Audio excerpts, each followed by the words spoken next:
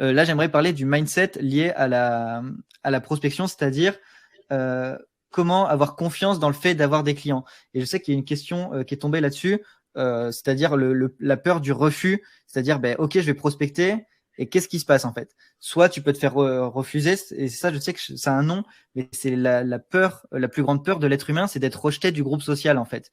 Parce que ben, à la base, on est des animaux, en fait, on vit en tribu, et donc la personne qui est toute seule en dehors de la tribu, à l'époque préhistorique, ben, elle était en danger parce que elle pouvait se faire manger, je sais pas moi, par un mammouth ou un lion ou je sais pas quoi. Et donc l'humain, pour rester en sécurité, il a besoin d'être entouré ben, d'autres humains. Et donc toi, en fait, quand tu vas prospecter, ben, cette peur qui existe depuis des millions d'années, elle va venir parce que tu vas dire, ben, ok, je vais prospecter, ça se trouve, il va me rejeter, il va me refuser, il va me dire non. Et donc, je sais que tu as cette peur, en tout cas, n'hésitez pas à me le dire dans le chat, si vous avez cette peur du refus, du rejet, de passer peut-être pour un débutant, de passer pour quelqu'un d'amateur quand quand vous prospectez. Est-ce que c'est quelque chose qui vous touche ou pas?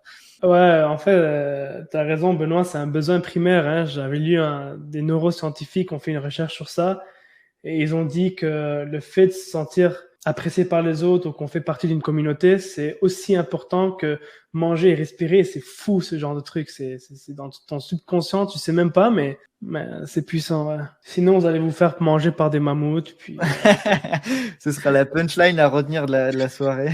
c'est dead. Donc là, ouais, on va finir sur cette partie-là. Donc, du coup, moi, pour ça, j'ai simplement un process. C'est même pas moi qui l'ai inventé.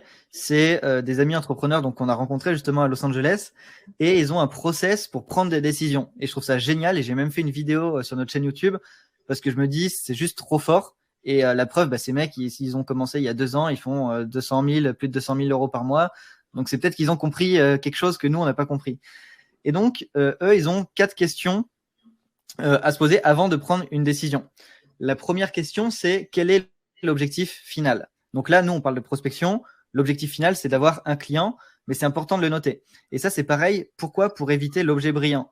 Parce que tu peux être tenté de tout faire, de dire je vais aller sur LinkedIn, contacter des gens, je vais créer un compte TikTok et je vais faire des vidéos, je vais faire du cold email, je vais faire des looms, je vais faire des audits, je vais aller faire du porte-à-porte, du phone call, du Twitter, peu importe. En fait, commence par la question quel est l'objectif final avec tout ce qu'on a vu avant. Donc là, le qui, où, comment, qui est-ce que tu cibles, ta spécialisation, etc. Et donc, quel est l'objectif final? Donc, c'est d'avoir des clients. Ensuite, input versus output, c'est-à-dire qu'est-ce que tu mets dans la machine, qu'est-ce que tu mets comme effort et qu'est-ce qui va en ressortir. Donc là, par exemple, sur la publicité, c'est bah, tu mets 1 € dans une machine, donc sur YouTube, et tu en ressors 2 €. Pour les infopreneurs, souvent c'est le cas. Toi, ça va être quoi? Ça va être input. Bah, j'envoie un email simplement, je vais sur Gmail et j'envoie un email. Output, je peux trouver un client à 1000, 2000, 3000 €. Donc tu vois que l'input, il est très faible. Toi, ça ne te demande rien. On va dire, dans le pire des cas, 2 heures de ton temps, si vraiment tu es super lent et que tu as du mal. Et l'output potentiel, c'est genre 2, 3, 4, 5000 €, ou même si c'est 500 ou 1000 €, ça vaut déjà le coup. Donc, première question, quel est l'objectif? Ensuite, input versus output. Ensuite, avantage versus inconvénient. Donc, quel est l'avantage de faire ce que tu vas faire et quel est l'inconvénient? Je reprends l'exemple du cold email parce que je sais qu'il y en a beaucoup qui ont peur de ça. Ils se disent, ouais, j'ai pas envie de déranger la personne, j'ai peur de me faire rejeter, etc.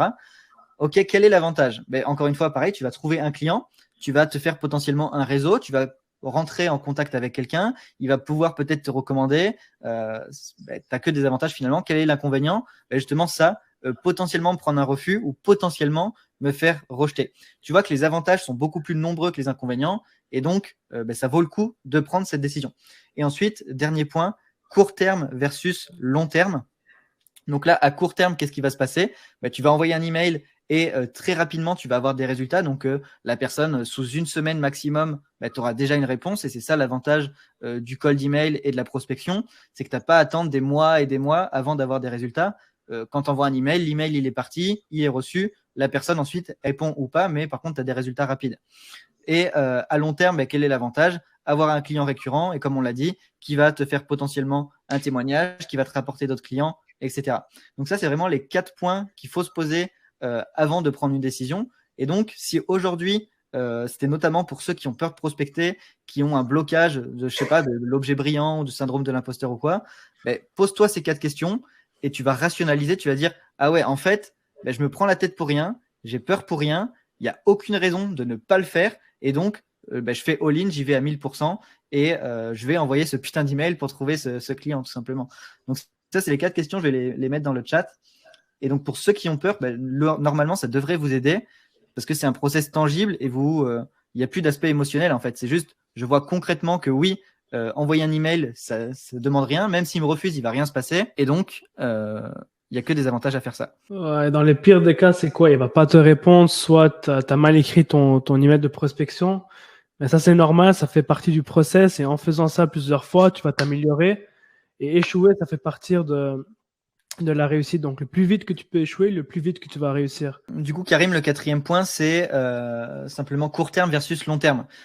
Typiquement, la création de contenu. Est-ce que je dois créer, je sais pas moi, un compte LinkedIn pour trouver des clients?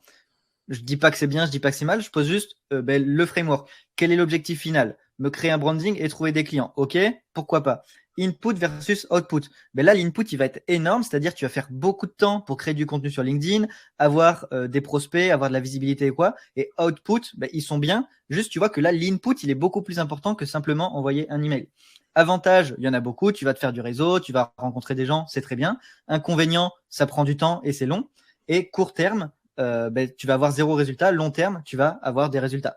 Donc, tu passes juste en fait la décision ou la méthode que tu veux utiliser au filtre de ces 4 questions et tu pourras ensuite prendre une décision rationnelle. Est-ce que je dois faire ça ou est-ce que je dois pas faire ça? Et il y a Yann, par exemple, un de nos clients récemment qui disait « Ouais, j'aimerais bien sortir un e-book à 7 € pour mes prospects, pour les filtrer, etc. » Et je lui dis en fait quel est l'objectif. Et il n'en avait aucune idée. Et du coup, je lui dis « Tu vas passer des semaines sur un tunnel, sur un produit pour faire des ventes à 7 € qui va rien te rapporter. » Il m'a dit « Bah ouais, t'as raison. » Et en fait, il a complètement abandonné ce projet. Et maintenant, il fait autre chose. Mais il était persuadé que c'était la chose qu'il devait faire. Alors qu'en fait, non, il n'y avait aucune raison de faire ça. Donc ça, c'est vraiment un process que moi, j'utilise et que j'adore parce que il n'y a pas d'émotionnel là-dedans. Tu es obligé de réussir si la décision que tu veux prendre, elle passe les 4 filtres. Si tu veux devenir copywriter, je t'ai créé une masterclass 100% gratuite à laquelle tu peux accéder juste en cliquant ici. Et à l'intérieur, tu découvriras les bases. Qu'est-ce que c'est le copywriting, des exemples de copywriting, quels sont les meilleurs services à proposer, quelles sont les meilleures niches et également comment trouver ton premier client. Donc clique sur cette vidéo et on se retrouve directement dessus.